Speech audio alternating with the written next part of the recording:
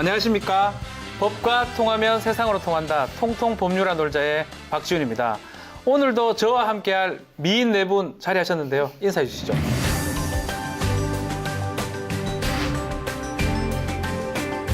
안녕하세요. 안녕하세요. 오늘은 시청자 여러분들께 정보 하나 먼저 알려드리고 시작하겠습니다. 박세 기자. 네, 봄을 맞아서 아주 기분 좋은 소식 하나 들고 왔는데요. 오는 4월 1일부터 실업급여가 5만 원으로 인상됩니다. 원래는 지금까지 4만 3천 원이 실업급여 상한액이었는데요. 네. 5만 원으로 인상한다는 내용의 고용보험법 시행령 개정안이 입법 예고됐고 오는 4월 1일부터 시행되게 됐습니다. 이렇게 실업급여 상한액이 인상되면 이직하기 전에 평균 임금이 300만 원 정도였던 그 근로자는 지금보다 월 10만 원 정도 오른 월 최대 150만 원까지 받게 될 것으로 보입니다. 이를 적용받게 되는 실직자들은 모두 3만 3천 명 이상 될 것으로 보입니다. 와, 지금 고용보험법이 정말 제대로 바뀐 것 같은데 이 소식 듣고 반가워하는 분들 너무 많을 것 같아요. 특히 실직 기간인데 이제 구직 활동을 준비하는데 생계에 도움을 많이 받을 것 같은데 참 올해는 진짜 이렇게 좀 힘든 분들을 위한 좋은 정책들 또 법들이 우리 프로그램 통통 법률아 놀자에서 많이 좀 소개가 됐으면 좋겠습니다. 자, 그럼 본격적으로 통통 법률아 놀자 시작하겠는데요. 오늘은 대한민국의 안전하고 관련된 내용으로 준비했습니다. 첫 번째 주제는 흔들리는 대한민국인데요. 지금 최근 전국에서 지진이 자주 일어나고 있는데 구체적으로 지진이 어떻게 일어났습니까, 양진 변호사? 지난 5일에는요, 강원도 동해에서 규모 3.2의 지진이 4번 정도 발생을 했고요. 네. 같은 날에 구미에서도 발생했어요. 규모 2.2 지진이 발생을 했고, 다음 날에는 전북 부안군에서 2.5, 그리고 그 다음 날인 7일에는 또다시 강원도와 경북 구미에서 2.6, 2.0 정도의 지진이 발생했다고. 그러니까 저는 좀 둔해서 그런지 느낌을 받은 적은 없거든요. 저도 못 느꼈어요. 저 사실 이번 주말에 일본 가서도 지진이 약간 왔다 그러는데. 왔다 그래요? 네, 저희 남편은 느꼈는데 저는 못 느끼겠더라고요. 근데 우리 중에 가장 민감한 사람 양윤상 기자 느꼈을 것 같아요. 아, 제가 보기보다 둔해요. 둔해요? 근데 보기도 최근에는 뭐 그렇게 민감. 예. 감사합니다. 아, 예. 네. 최근에는 느낀 적이 없고 제일 기억에 남는 게 2010년 2월에 정운찬 국무총리 시절에 네. 대정부 질문을 한창 진행을 하고 있는데 TV 화면이 살짝 흔들하는 거예요. 네. 근데 제가 근무하는 건물이 국회의사당은 아닌데 그 건물도 형광등이 살짝 깜빡하는 것 같은 그런 느낌? 예, 아주 미세하게. 근데 제가 정말 둔한데 느낄 정도면 이게 좀 심각한 거 아닌가. 알고 보니까 이게 경기도 시흥에서 발생한 거더라고요. 근데 여파가 거기까지. 근데 여의도, 그것도 국회에서 그렇게 지진의 여파를 느낄 수 있다는 아니, 게 민의의 전당에 놀랍더라고요. 국회에 지진이 왔다고요? 그러니까요. 그건 상관없겠지만. 상관은 없겠지만, 네. 아니, 저는 일반 제가 의사는, 예. 직접 느껴본 건 없는데 작년 여름에 왜 경주에서 한번 큰 거 났잖아요. 우리나라 서울까지 역사상 왔다 그러는데. 가장 큰 규모. 네. 저는 그때 이제 거의 만삭이 돼서 저녁 때 그 동네를 막 산책하고 있었어요. 그런데 그때 제가 휴대폰으로 뉴스를 보니까 뭐 난리가 난 거예요. 실시간 검색어로. 그래서 뭐 부산에서 흔들린다 어쩐다 뭐 네. 이래서 마침 제 친한 친구가 부산에 살고 있거든요. 그래서 그냥 정말 편안한 마음으로 그냥 진짜 그런가? 그래서 전화를 걸었더니 제 친구는 난리가 난 거예요. 이제 전화 안에서. 야, 지금 너무 무서워서 그 아파트 전체가 막 흔들거렸대요. 너는 이걸 못 느껴봐서 모른대. 정말 뭔가 지구가 망하는 느낌이 와. 든대요. 그래서 지금 막 짐 싸서 나가는 중이라고 전화 끊어! 막 이러더라고요. 그래서 진짜 무섭구나. 전쟁 같은 느낌이다 그렇죠. 저 같은 경우는 그때 사실 서울까지 이제 왔었거든요. 맞아요. 술을 마시고 있었습니다. 술이 취한 줄 알았어요, 그냥. 그 그 정도고 잘 못 느꼈는데 박세 기자님은 좀 어땠습니까? 아니 이게 바닷가면 좀 이해를 하겠는데 저희 시댁이 전북 익산이거든요. 거기는 이제 내륙 지방인데 어느 날 이제 익산에서 그 지진이 났다고 속보가 뜨는 거예요. 그래서 시아버지한테 걱정이 돼 전화를 했더니 안 그래도 형광등 흔들리고 식탁 흔들리고 난리가 났다는 거예요. 와. 근데 시댁에 유리잔이랑 그릇들이 되게 많아요. 깨졌어요? 아니요, 그렇게 막 붙잡고 있어서 결국 하나도 안 깨져서 너무 다행이었긴 했는데 너무 걱정이 되더라고요. 혹시나 다치셨으면 어떡하나. 진짜 잇따라 우리나라가 지금 지진들이 계속 발생하고 있는데 그러면 우리나라가 지진 안전지대인지 아닌지 여러분들 어떻게 생각합니까? 어렸을 때 학교에서 배웠던 걸 보면은 환태평양 지진대 하면서 이렇게 세 개. 한태평 조산대 이래. 맞죠? 그러니까 이렇게 세 개 지도 딱 나오고 이렇게 나오잖아요. 일본만 걸렸다. 아이고 다행이다. 그래서 맨날 그걸 볼 때마다 그래 우리나라는 아주 미세하게 비껴 가 있어. 일본은 옆에서 저렇게 지진 많지만 우리나라는 다행이다 이랬는데 네. 작년에 그 경주에서 난 그 지진뿐만 아니라 방금 말씀하셨듯이 그 이후에 뭔가 작은 리히터 규모는 좀 작긴 하지만 굉장히 빈번하게 일어나고 있거든요. 네. 그래서 우리나라가 그렇게 지진 안전대라는 생각이 이제 안 들어요. 정말 과거와는 정말 달라진 것 같아요. 아니 경주에서 이번에 지진 났던 거는 여진 자체가 지금 600차례라 그러거든요. 그러니까요. 그러니까 지진의 안전지대는 아니다라고 얘기할 수 있지만 저는 그래도 개인적으로는 아직까지는 일본에 비해서는 아직 일본이나 중국의 뭐 지진 많이 수천성씩 났었잖아요. 그런 데 비해서는 좀 괜찮지 않을까 생각이 드는데 아닌가요? 아닐 것 같아요. 경주 여진이 말씀하셨듯이 네, 네. 아직까지 계속되고 있잖아요. 네. 근데 저는 이번에 굉장히 놀랐던 게 올 3월 같은 경우에는 강원도 동해 같은 곳은 사실 정말 지진이 안 일어나는 그러니까 동해가 날 일 없는데. 그러니까요. 네. 정말 우리가 생소한 곳인데 지진의 안전지대라고 정말 느꼈던 곳인데 거기서 많이 발생을 했고 또 올 들어서 벌써 지난해 발생했던 거에 80% 이상이 진행이 됐다고 하더라고요. 3월밖에 안 됐는데. 그러니까 한 해 평균에 벌써 넘어선 거죠.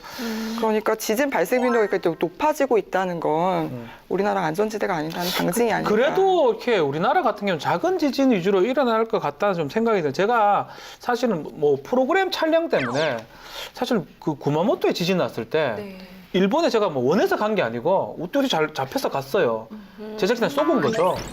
가니까 비행기에 사람도 없고 좀 이상하다 싶어서 내렸는데 지진 났던 때예요. 근데 일본 사람들은 잘 없고 공항에 북부 공항에 갔었는데 사람은 없고 그래서 타서 이제 일본의 어떤 뭐 숙박시설을 체험하는 그런 프로그램이었는데 택시 기사한테 물어봤어요. 물어보니까 지진에 대해서 시신이라 그러고 시신과 뭐 다이데스 뭐 물어보니까 하는 말이 자주 일어나는 일이고 이번에 사상자가 많다라고 얘기를 하더라고요. 그쪽의 지진하고 우리 지진하고는 좀 차이가 있지 않을까. 근데 점점점 비슷해질 거라는 게 우리 생각이라는 거죠. 일단 빈도가 늘어나니까 확실하게 대비는 좀 해야 될 것 같습니다. 양진 변호사도 그렇게 생각하십니까? 아니 그리고 규모가 저도 사실은 그렇게 생각했던 게 사실이에요. 우리는 나봤자 뭐 조금 흔들리는 정도? 근데 저는 이번에 이제 부산이랑 경주랑 이렇게 지진 보면서 아 진짜 이게 그냥 마음 놓고 있을 수만은 없겠구나라는 생각이 들면서 저는 뭐 서울에 살긴 하지만 좀 그래도 경각심을 가져야겠다고 생각이 들더라고요. 저는 이렇게 생각해요. 정말 그 박지훈 변호사님 말씀대로 그냥 리히터 규모 아주 낮은 거, 뭐 2, 3 요것만 그냥 몇 번 빈번하게 좀 나와도 나오는 경우 그 경우에만 그칠 수도 있지만 만에 하나 있을지 모르잖아요. 그렇죠. 만에 하나. 그 큰 거를 막기 위해서는 뭐 안 일어나면 더 좋고 근데 만에 하나 일어날 그 하나의 경우를 대비하기 위해서는 안전에 좀 철저할 필요가 있다. 그러니까 제가 신문 기사를 보니까 우리나라도 단층이 있다고 양산 단층이라 그러는데 저는 조금 문과를 나와서 좀 잘 모릅니다. 저도 문과 역시 문과를 나온 박세희 기자님 좀 설명 좀 해주세요. 양산 단층이 네. 뭡니까? 이게 양산 단층이라는 게 경남 양산 있잖아요. 네. 거기를 지나가는 단층이어서 그렇게 이름이 붙었는데 경북 영덕에서 경남 양산 그리고 부산에까지 이르는 단층이에요. 길다. 예. 우리나라에 있는 단층인데 방금 박 변호사님 말씀대로 작년 4월에 일어났던 일본 구마모토현 지진 있잖아요. 이 구마모토현이 그래도 지난 그 50년 동안에는 큰 지진은 발생하지 않았던 곳인데 갑자기 발생을 했다고 합니다. 그 원인을 분석해 본 결과 2011년도에 큰 동일본 대지진이 있었지 않습니까? 와. 그 엄청난 피해자를 그렇죠. 냈던 그 대지진이 있었는데 그게 이제 흔들리고 나서 단층들이 조금씩 밀려서 구마모토현에 영향을 줬던 거예요. 그래서 그 구마모토현 지진이 발생을 하고 1,200명 정도가 사망을 했는데 이 경주 지역이 바로 이 구마모토현 지진의 영향을 받아서 흔들리게 됐다고 합니다. 아, 그럼 그 좀 밀려서 경주까지 이렇게 네, 영향이 영향을 준 미쳐서 거죠. 그렇기 때문에 그때 경주의 지진이 피해가 좀 상당했는 걸로 생각이 드는데 피해가 상당했죠. 액만 우선 100억 원 이상이고요. 다치신 분들도 50명이나 넘어요. 50명 이상이 다치셨는데 또 이 경주하면 또 문화재가 많잖아요. 천년 고도 아닙니까? 그러니까 네, 문화재 피해만 60여 건 이상이 접수됐다고 하는데 그 중에는 다보탑, 아, 내가 다보탑의 균열가고요. 첨성대가 기울어졌다. 진짜 사실은 경주 지진 뭐 저도 저 친척들이 대구나 경북 거기 많이 사니까 그까지 지진이 영향이 미쳤다 하는데 경주 같은 경우는 문화재 손실이 가장 또 무서운 부분이기도 해요. 만약 이 정도 지진이 서울에서 일어났다. 이거 어떨까요? 서울에서만 일어났다. 그래서 작년 7월에 국민안전처가 실험을 한 결과가 있는데요. 서울이 남북단층, 이 진원지가 중랑천 인근이라고 합니다. 중랑천 인근에서 예상을 해봤을 때 규모 6.0 정도의 지진이 왔을 때 서울 시민이 대략 1,400명 가량 와. 사상자가 발생할 수 있다.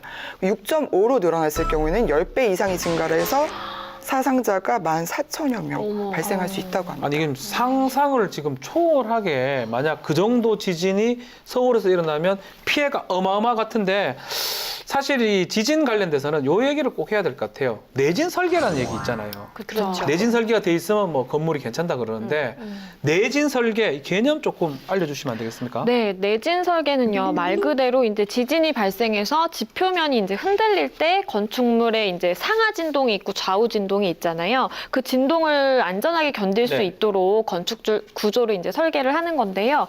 일정 규모 이상의 건축물은 이제 반드시 내진 설계를 하도록 돼 있어요. 내진 설계를 할 때는 이제 최대 설계 지진을 하는데 그게 뭐냐면 이제 최대로 올 수 있는 지진의 효력을 견딜 수 있게 한다는 걸로 이해를 하시면 돼요. 그래서 한반도에서 2,400년 동안에 한 번 발생할 걸로 예상되는 그런 큰 지진을 건축물이 견딜 수 있도록 지진 하중을 계산을 해서 그걸 견딜 수 있게 하는 거고요. 보통 이제 한반도에서 2,400년 만에 한 번 발생하는 지진이라 그러면 그 규모가 어떻게 될까라고 보면 리터 규모가 한 6.0에서 7.0 사이 정도로 이제 파악이 된다 그러더라고요. 2,400년 만에 한 번 정도 일어나는 지진 자체가 6.0에서 7.0 정도. 네. 옛날에 통일신라 때 뭐 그런 게 일어났다고 하긴 하던데요. 네, 1900년대 때 뭐 있었다고 하더라고요. 광해군 때인가? 저 정확한 건 알 수가 없습니다. 그 이후가 처음이라고. 그렇다면 결국은 내진 설계가 잘 돼 있으면 건물이 무너지지 않기 때문에 사실은 지진이 일어나도 괜찮은 건데 현재 우리나라 법상에 내진 설계 관련된 법 규정은 어떻습니까? 네, 지금 내진 설계는 소관하는 법률이 건축법이에요. 국토교통부에서 관할하는 건축법인데 이 내진 설계에 대해서는 지난 1988년에 도입이 됐습니다. 네. 당시에는 그 6층 이상 건물 그리고 연면적 10만 제곱미터 이상인 건물일 경우에만 내진 설계를 하도록 했고요. 6층 10만 제곱. 네. 그런데 그런 건물만 위험한 건 아니잖아요. 그래서 그 2005년에 3층 이상 건물 그리고 1000제곱미터 이상일 때 내진 설계를 하도록 했고 그리고 다시 2015년에는 3층 이상 건물 그 연면적 500제곱미터 이상일 때 내진 설계를 하도록 변경을 했습니다. 아마 이게 1988년도에 건축법을 개정한 이후로 계속적으로 확대하고 있는 상황 같은데 최근에 이제 경주 지진 일어난 후에는 더 확대했을 가능성이 높아 보이는데요. 네, 지금까지는 건물 3층 네. 이상이 이 내진 설계 의무화 대상이었는데 요 3층이 2층으로 줄었어요. 이제 다 하면 안 되나 그냥? 어쨌든 깔끔하게 그냥? 2층 이상의 2층까지? 건물 네. 내진 설계 의무 대상자고요. 이건 건축법 시행령에 규정이 돼 있는데 이게 올해 2월 4일부터 시행 중이라고 합니다. 아. 그러니까 2월 4일 이후에 짓는 건물들 2층 이상의 건물들은 내진 설계가 싹다 반드시 내신 필요해요. 설계. 근데 1층은 가만히 생각해 보면 1층은 이제 무너지진 않을 거잖아요. 무너질 수도 일층도 있죠. 무너질 수 있죠. 근데 이제 비용이나 뭐 대피가 이런 걸 일단 가능하니까 가능하고. 1층은 네. 가능한데 2층부터는 무조건 내진 설계를 이제 해야 된다. 2월 4일 이후로는.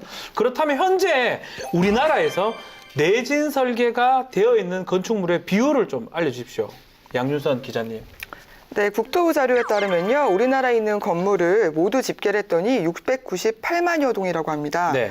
이 가운데 내진 확보가 되어 있는 건물은 47만 5,335동으로 퍼센트로 따지면 6.8%입니다. 아니 그러면 너무나 적은 수의 건물이 내진 설계가 돼 있고 지금 법이 바뀌었기 때문에 앞으로는 그러니까 지금만의 현행법으로 따져봤을 때는 훨씬 수가 줄어들 것 같네요. 퍼센트가.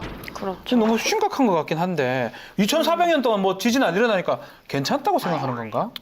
너무 좋은 거 아닙니까? 글쎄요. 근데 이제 사실 도입 당시에 내진 설계 대상이 그 6층 이상의 건물이었잖아요. 네. 그러다 보니까 사실상 그 위험을 따지면 초고층 건물보다 3층 이하의 건물이, 그러니까 층이 낮은 그 건물들이 지진에 굉장히 취약하다 그래요. 무너질 가능성이 높다. 있다라고 하는데 그 실제로 지진 피해 조사를 가보면 90% 이상이 3층 이하의 건물이고요. 왜냐하면 그렇죠. 당연히 내진 설계도 안 돼 있고 뭐 노후화된 건물이 많다 보니까 그런 것 같고요. 특히 이제 저는 안 가봤는데 여기 부산에 삼복도로가 있다면서요. 저는 안 가봤긴 했는데 이제 삼복도로 근처에는 이제 그 빼곡하게 집이 지어져 있는데 다 낮은 그 건물들이죠. 그때 이제 6.25 전쟁 피난민들이 산을 따라서 이제 집을 지어놓은 게 아직까지도 있는 건데 지진에 굉장히 이제 취약하다고 하더라고요. 그러니까 부산의 이 삼복도로 저 같은 경우는 이제 가봤는데 진짜 빼꼼히 이렇게 건물들이 있어요. 그래가지고 많이 위험한데 전국에 이런 건물들 좀 많아요. 많겠죠. 그러니까 시내에 나가도 서울 시내에도 조금 이런 강북 지역에 이런 건물들이 있고 많죠. 대구에도 제가 대구에서 오래 살았었는데 대구에도 사실 비산동이라고 지금 좀 바뀌었는데 그런 건물들이 많았습니다. 혹시 이런 지역 가본 적 익산에 좀 있을 것 같은데? 근데 이거는 뭐 전국적으로 좀 네. 산동네 같은 경우에는 네. 다들 뭐 1층, 맞아요. 2층 낮고 되게 빼곡하게 돼 있어가지고 다들 그런 것 같던데요. 산 능선 따라서 보통 그렇죠. 그렇게 만들어 놓은 단층으로 많이 건물들은 만들잖아요. 되게 위험할 수밖에 네. 없다 생각이 드는데 그러면 이제 그동안 이 노후된 건물들은 어떻게 관리가 됐습니까, 박 기자님? 네, 이게 소관 법률인 건축법 제35조 2항에 따르면요.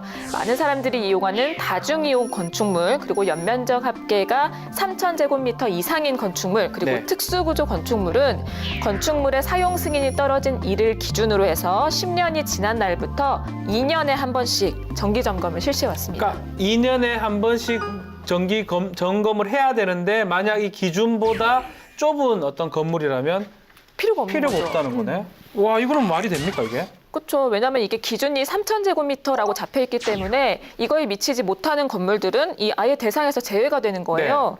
이렇다 보니까 건물 면적이 좁다는 이유로 20년 넘게 그 안전 점검을 한 번도 안 받은 건물이 무려 수도권에만 90만 동입니다. 그러니까 좁은 건물이에요. 그러니까 가보면 조금 이렇게 영화에 나올 만한 건물들 있잖아요. 네. 그런 건물들 보면 사실 또 뭐 엘리베이터라든지 아니면 조금 막 지진 날 듯한 느낌 드는 그런 건물들은 연면적이 좁기 때문에 검사가 안 된다. 이 말이네요. 네, 그렇죠. 거기다가 이제 대부분 그 건물주 분들이 안전에 약간 문제를 느끼더라도 재건축할 가능성 있고 재개발 사업이 있을 거다 이렇게 하면 수리를 잘 안 하시는 경향이 조금 있어요. 그런 점도 조금. 왜냐하면 수리해놨다가 다시 재개발에 재건축되면 손해가 될 수 있기 때문에 그런것 같네요. 이런 문제점 때문에요. 그 김태흠, 김경협, 이현주, 김상희, 정성호 의원이 발의한 건축법이 있어요. 그 건축법 제35조 3항인데요. 규모가 작은 노후 건축물에 대한 그 안전 점검 실시입니다. 지난해 8월 4일부터 시행 중인데요. 이 내용을 보면 기존의 정기 점검이나 수시 점검에서 배제됐던 작은 규모의 노후 건물들이 있어요.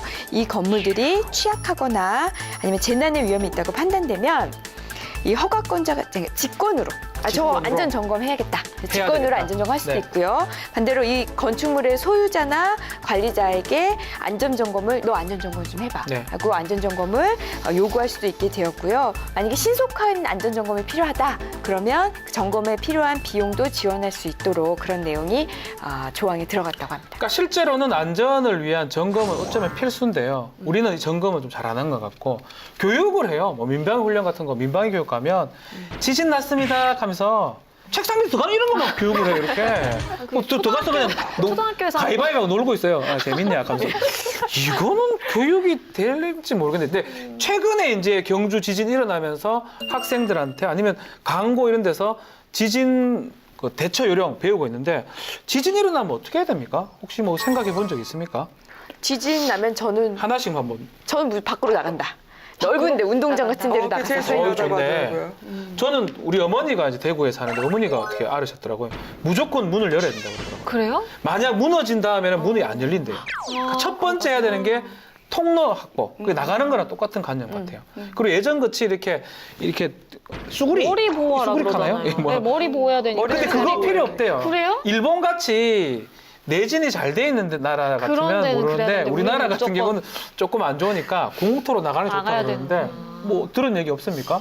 전 작년에 국회에서 지진 대응 훈련 했었거든요. 아. 지금 나온 얘기 그대로 다 했어요.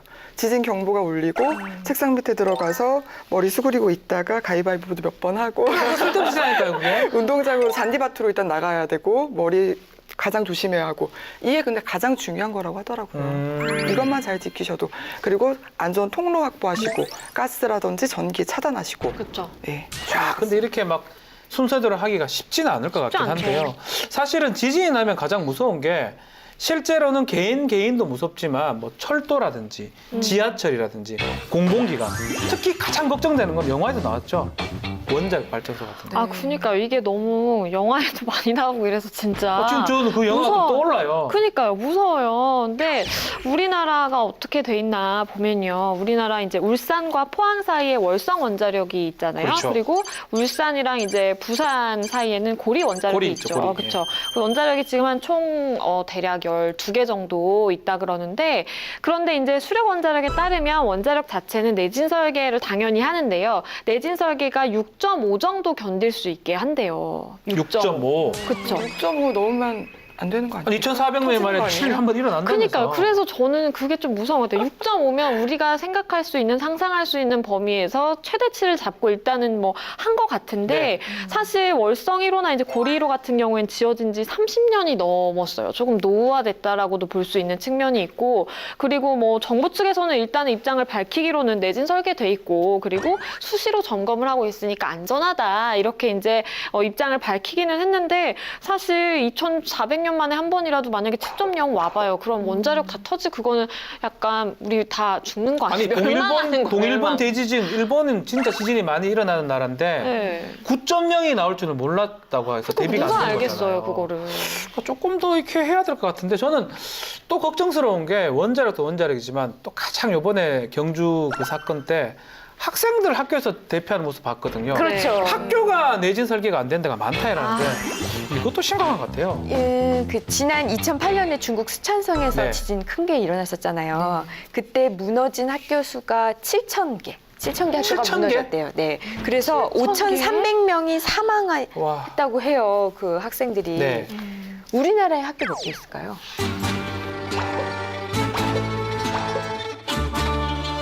우리나라 학교가 엄청 많겠죠. 한 500개? 그래요. 전국에서 학교가 500개라고요? 아, 5,000개? 참, 뭐, 그 좀 숫자를 제가 문과 나왔다니까, 저는. 숫자가 좀 약해요. 우리나라의 학교 기본적으로. 수는요. 31,797개인데 정말 많구나. 학교는 내진 설계 대상이에요. 근데 이 중에서 내진 설계가 된 게 7,553개래요. 어머. 그러면 무슨 소리냐? 77%는 내진 설계가 안 돼 있어요. 와, 무섭네요. 그건 심각하네. 저는 그때 경주에서 지진 났을 땐가 그때 아이들은 밖으로 나가고, 피난 가려고 네. 하는데 선생님들은 앉아 있으라고 맞아요. 가만히 있으라고. 네. 그러니까 방송에서 여러분 걱정하지 마세요. 네. 공부를 더 열심히 해주시기 바랍니다. 하도 다 무시하고 나가버렸잖아요, 아이들이. 그러니까 그래서 네. 학생들 어떻게 보면 우리가 진짜 그냥 쉽게 하는 말로 우리나라의 미래인데 그러니까 안 되죠. 학교의 내진 설계가 77%가 안 돼 있다는 이거는 너무 충격적인 것 100% 같아요. 돼야 되는 것 같아요, 100%. 그죠? 특히 뭐 초등학교 이런 데는 아이들이 애기들. 예, 피난하는 데 있어서 늦잖아요. 아이들이 또 능력이 또 좀 떨어지잖아요. 네. 특히 어린애들 움직임도 더딘데 내진 설계는 반드시 돼야 될 것 같아요. 학교는. 그래서 관련해서 네. 그 작년에 이제 당시 새누리당 조훈현 의원이 우리나라 예산으로 우리 학생들이 다니는 학교 건물을 내진 설계를 다 하려면 무려 181년이 걸린다고 얘기를 했어요. 181년 이요? 네. 걸린다. 너무 오래 걸린다. 81년이요? 81년이면 예산 20 그거 뭐 스타워즈인데, 그때는. 그러니까요. 그때 스타워즈가 일어날지 뭐 화성에서 살지 차라리. 예. 그 어떤 것보다 이 내진 설계를 유도하는 게 중요할 것 같은데 그래서 올해부터는 행정자치부에서 이 내진 보강을 하는 민간 건축물에 대해서 지방세 감면을 확대해주겠다라고 말했습니다. 또 괜찮은 것 같네요. 네, 그러니까 내진 설계 의무 대상이 아닌 건물을 수리해서 그 내진 설계를 하게 되면 현행 취득세, 재산세 50%인 감면 혜택을 100%까지 확대를 해주겠다고 했고요. 또 내진 설계 의무 대상이 아닌 건축물을 내진 설계로 신축하는 경우에는 지금 감면율이 10%인 그 취득세와 재산세를 대폭 확대해서 50%까지 감면을 해주겠다고 했습니다. 아니 이런 거 감면 제도 개선 정말 좋아 보이고요. 또 금융 지원 또 상당히 좋을 것 같은데 실효성 있는 대책이라고 생각이 듭니다. 그렇지만 또 근본적인 좀 대책이 또 필요한 상황이 아닌가 생각이 들면서 오늘 통통 법률화 놀자에서는 안전 관련된 대한민국의 안전 관련된 이야기를 나누고 있는데 더 하나 중요한 주제 양진 변호사 한번 소개해 주십시오. 네, 오늘 이제 다뤄볼 두 번째 법은 승강기 시설 안전관리법인데요. 여러 개정안 내용 중에서도 우리가 오늘 살펴볼 내용은 노후 승강기에 대한 이제 안전관리 강화에 대한 내용입니다. 승강기 설치 후에 15년이 된 노후 승강기 같은 경우에는 네. 3년마다 정밀 안전 검사를 받도록 하는 건데요.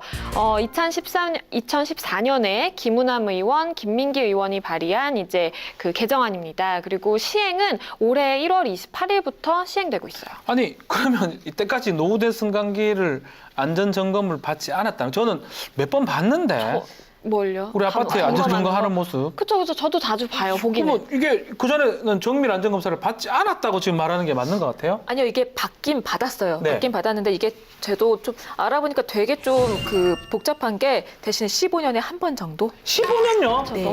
15년에 한 번을 내가 본 거예요, 그거를?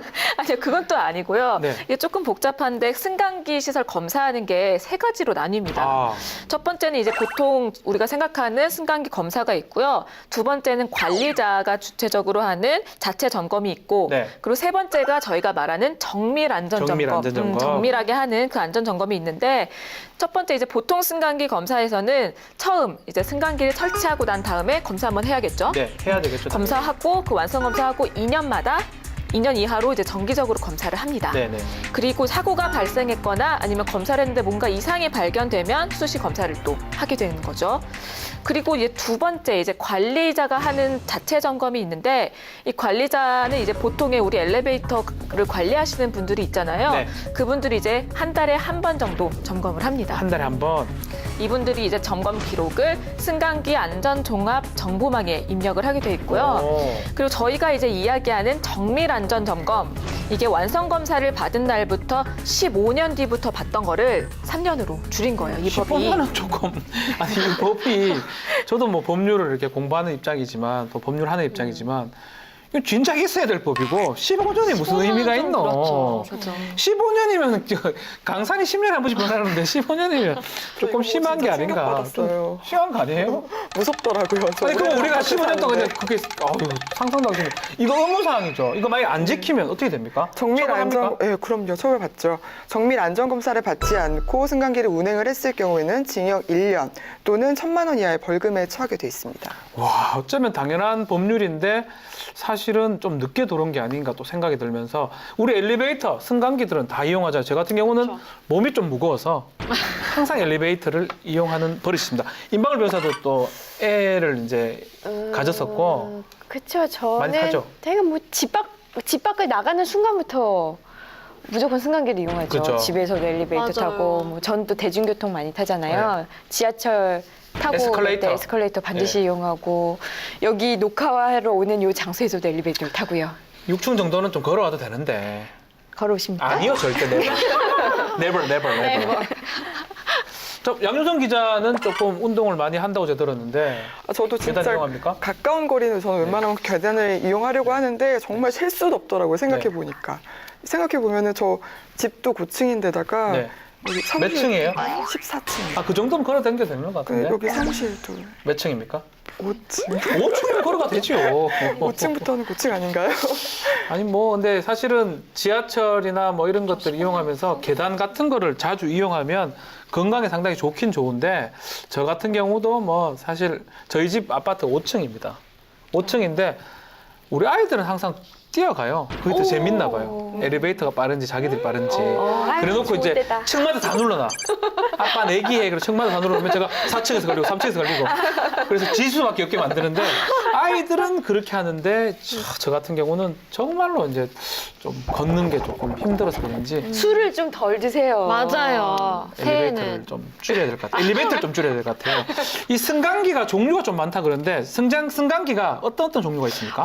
우선 승강기라는 건요. 건축물이나 이제 고정된 시설물에 설치가 돼서 일정한 경로를 따라서 사람이나 이제 화물을 승강장으로 옮기는 데 사용되는 시설이다라고 보시면 되는데 사실 쉬워요. 뭐 엘리베이터, 에스컬레이터, 그리고 휠체어 리프트 이렇게 이제 총리령으로 정하는 것들을 말해요. 근데 이제 뭐 휠체어 리프트라 그러면 뭐 장애인이나 아니면 화물용 승강기 정도가 포함되겠고요. 네. 엘리베이터나 에스컬레이터는 뭐 자주 사용하시잖아요. 네. 그렇게 정도 이해하시면 될 것 같아요. 휠체어 리프트는 그거 아니에요? 왜 계단에 보면은 옆에 맞아, 옆에 이렇게 달려 달아주는, 있고 올라가는 네. 거 맞아요. 그죠? 네. 맞아요. 이제 혹시 이제 엘리베이터가 고장 날까봐 두렵진 않은지 저는 우리 저기 대구에 네. 어머니가 사는 아파트가 좀 오래돼가지고 엘리베이터가 제가 타면 장난을 쳐요. 이렇게 비싸지 않습니까? 인원 초과되는 그 뭐.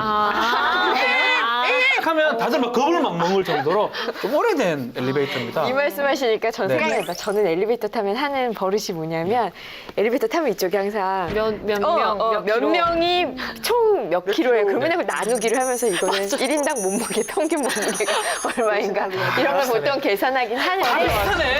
나는 그러면- 평균을 월등히 초과했구나 그 생각을 맨날 하는데 말없이 엘리베이터 타서 그거 생각하고 그거 있는 생각하고 거구나. 계산 머리에서 계산하고 참 할 일 되게 없네요. 변호사들이 그런 생각을 합니까? 박세희 기자님, 박세희 기자님은 그 노후된 승강기 때문에 걱정하는 거 없습니까? 그 부모님. 서울 중에서는 좀 종로 같은 데가 약간 구도심에 속하잖아요. 그 옛날에 지은 건물들의 엘리베이터를 엘리베이터. 타면 약간 좀 흔들흔들 하고 소리도 삑삑 이런 소리 나고 좀 그래요. 그러면 막 네. 이러면 막 흔들리고 흔들리고 그러면 막 이렇게 흔든 사람한테 소리치죠. 그렇게 네. 하지 말라고. 하지 말라고. 무서우니까. 예, 그런 경우가 있더라고요. 저는 가끔 예. 이런 엘리베이터 타서 무서운 적이 있는데 문이 다 안 닫히는 거예요. 보이는 거 이렇게 그러면 보여. 이만큼 열려서 이거 어떡하지? 그러면 정말 불안해요. 저는 닫아봐요. 이러면. 한번 닫아봐도 이게 안 닫히잖아요. 너무 무서워서. 그러니까. 그런 승강기는 진짜 그리고 그런 상상 다 해보지 않으세요? 이거 엘리베이터 줄이 끊어지면 맞아, 어떻게 해야 되지? 이거 어떡하지? 이거 뭐 내가 붙들고 있으면 괜찮은 건가? 뭐 이런 혹시 거. 그런 상상하지 않나요? 문이 열렸는데 벽이라는 거 상상. 중간에 저만 벽이 하나요? 갈려져 저만 하는군요. 있는 거. 그거는 죄송합니다. 얘기하세요, 양 기자님.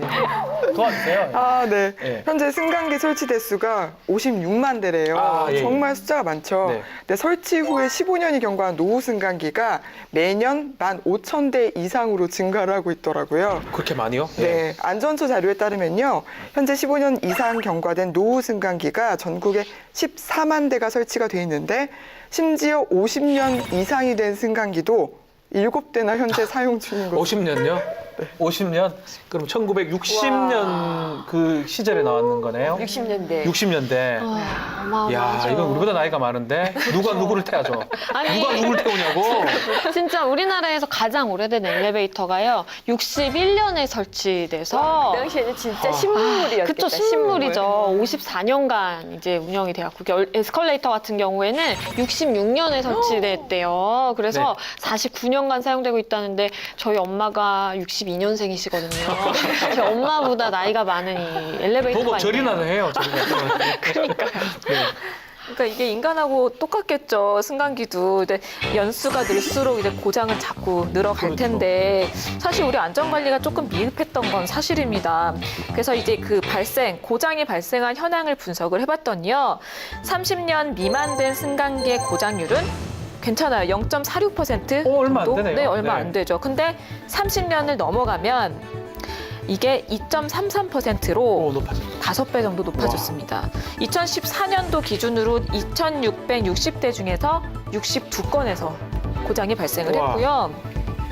종류별로 살펴보면 에스컬레이터에서 그게 가장 많이 발생을 했습니다. 62.2% 발생을 했고요.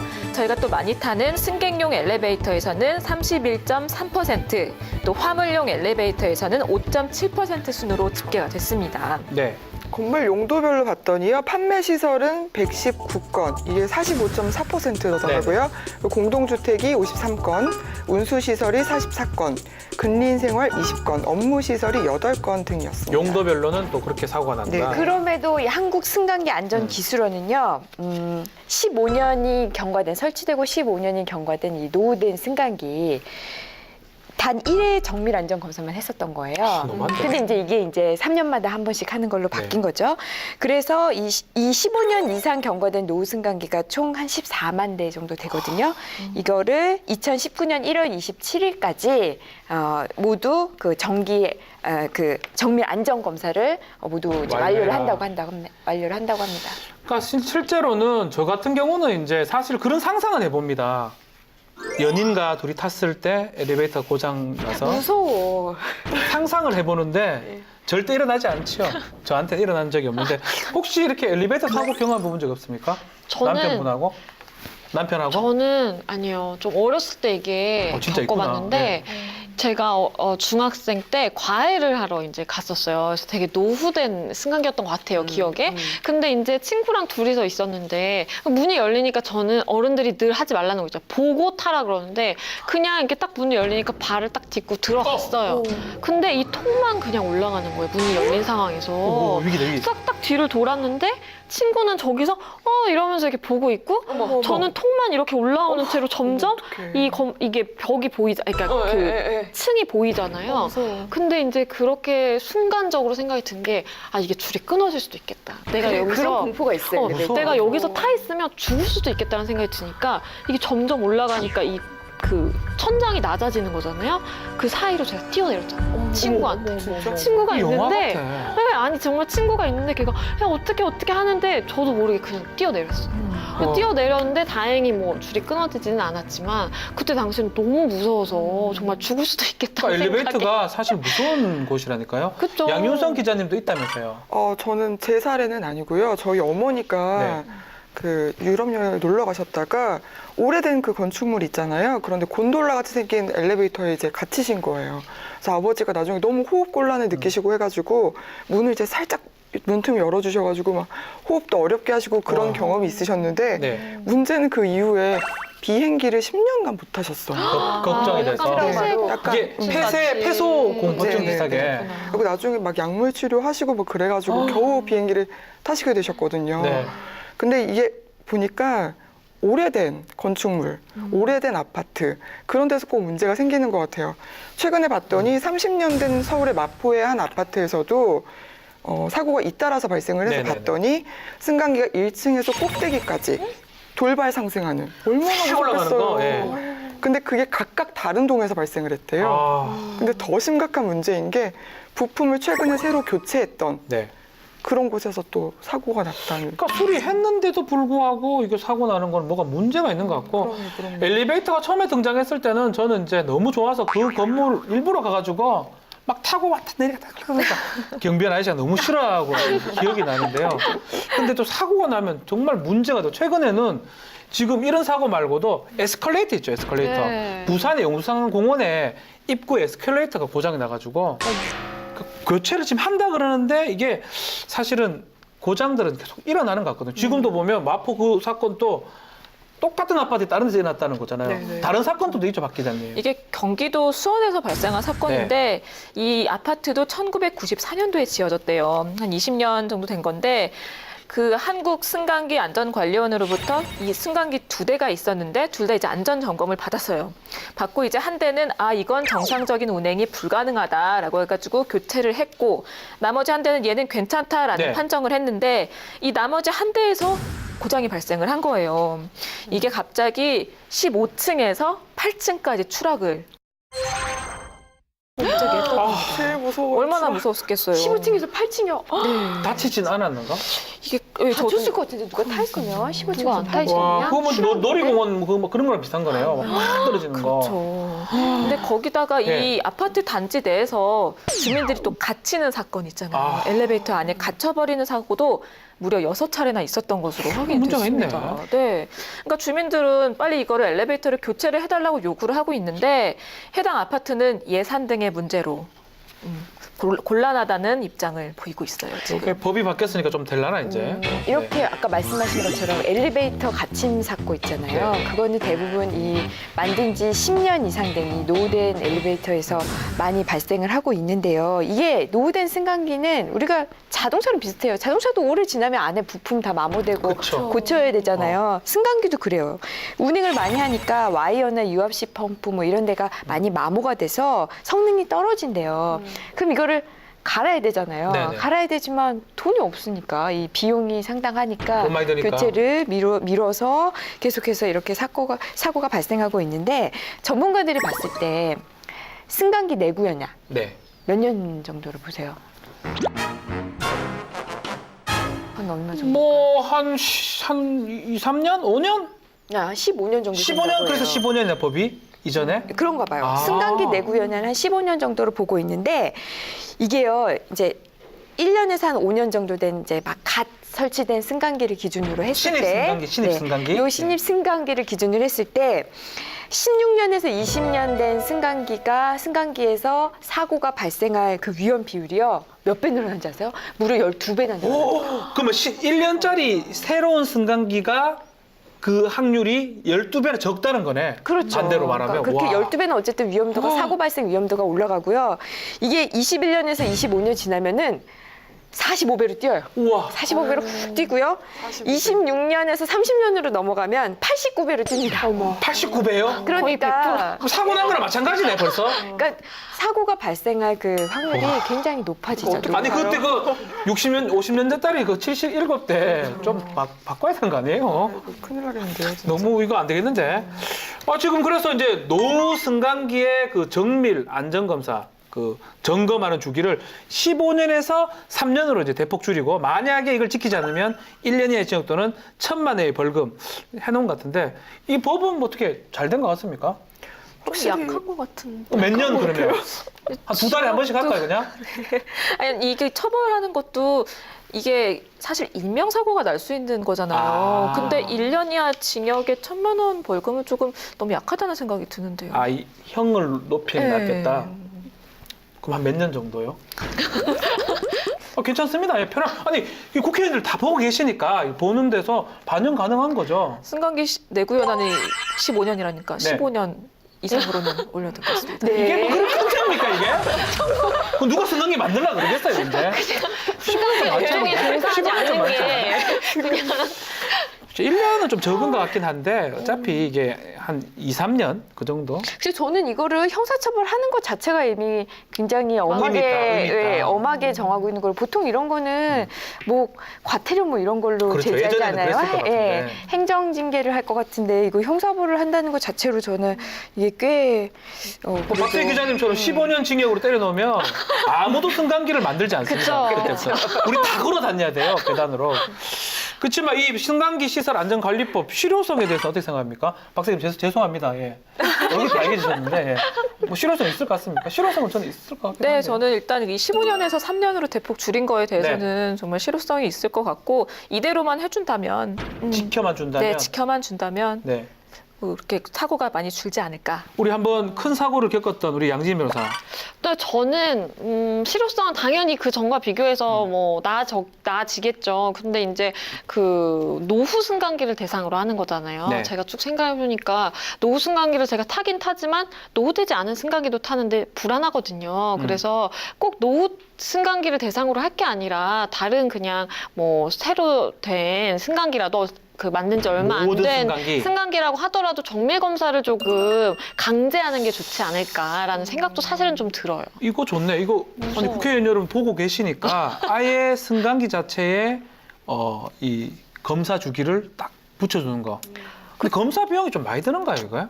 비용이 근데 들 뭐 수 검사가 있겠죠. 정밀 검사 말고도 아까 네. 뭐 정기 검사도 정기니까, 있었고 네. 좀 있고 이제 정밀 검사 같은 경우에는 정밀이니까 아마 비용이 좀 있지 않을까 저는 생각을 해보고 저는 뭐 3년마다 하는 거 정밀 검사 저는 괜찮다고 봐요. 왜냐하면 또 다른 뭐 정기 검사도 있고 그대로 하니까 하지만 이 정밀 검사가 얼마나 이제 확실하게 제대로 정밀 검사를 하느냐 그게 이제 중요하겠죠. 매뉴얼 같은 거 중요하다. 그렇죠. 매뉴얼 그게 너무 중요하다. 형식적으로 그치는 건 아닌지 대충 눈으로 보고 그냥 도장 찍고 이러고 끝나는 게 아니라 그게 항상 문제긴 정말 한데. 제대로 검사할 수 있는지 우리가 이거 정밀 검사 받았구나 믿을만하다 이렇게 그 타는 사람들이 믿을 수 있도록 그 검사를 제대로 하는 게 이제 중요하지 않을까 싶어요. 맞습니다. 이 마지막으로 오늘 건축법하고 승강기 시설안전관리법에 대해서 얘기를 좀 나눠봤는데 요거 관련해서 개정하거나 좀 제정됐으면 하는 법률 아이들 한번 주시면 우리 국회의장님을 비롯한 국회의원님들이 보고 참고를 하실 것 같습니다. 저는 네. 얼마 전에 그 화재가 크게 났잖아요. 안전하고 관련된 것 중에서 소방, 방제 정말 중요한데 그 어린이들 자주 가는 키즈 카페 정말 늘어나고 있는 현실인데 거기가 무방비 상태에 있어요. 네. 그 법 안으로 좀 포함을 시켜서 소방 시설도 완충을 하고 그리고 방염 제품들 쓰게끔 해놓고 그런 것도 좀 필요하지 않을까 그런 특히 생각. 어린이 시설이라면 더 네, 강하게 네. 해달라. 네. 상당히 좋은 것 같은데요. 어린이 시설 엘리베이터는 좀 더 실형을 더 때리면 어떨까요? 그렇죠. 어린이 시설 같은 경우에 진작에 안 받으셔도 됩니다. 저는 뭐 어린이가 없어서 그런지 네. 모르겠지만 어쨌든 아이들 관련된 거는 저는 조금 엄격하게 해도 되지 않을까. 저는 아까 정말 충격받았거든요. 그 학교들이 네. 70% 이상이 내재 설계가 안 돼 있는지 전 몰랐어요. 네. 근데 그걸 좀 어떻게 하는 방법이 없을까 좀 너무 아쉽네요. 네. 안전이라는 거는 사실 비용이 좀 들다 하더라도 이게 한번 일어나 버리면 돌이킬 수가 없습니다. 맞아. 특히 대형 사고. 대형 사고는요. 특히 우리 삼풍백화점이나 우리 다 눈으로 다 봤지 않습니까? 그렇기 때문에 안전은 비용이 좀 들더라도 또 우리가 사회적 비용을 많이 쓰더라도 미리 지불해야 되는 게 아닌가 그 생각이 들고 이 법들 뭐 승강시설 안전관리법이라든지 건축법을 얘기를 나눠봤는데 미흡 하나마 지금이라도 되는 게 상당히 잘 된 것 같고 앞으로는 더 잘 적용을 시켜야 될 것 같고 또 이거를 위반하면 좀 처벌을 많이 한다고 하면 위반하지 않지 않을까 생각을 좀 해봅니다. 오늘 통통 법률아 놀자는 여기까지입니다. 시청해주신 여러분 감사합니다.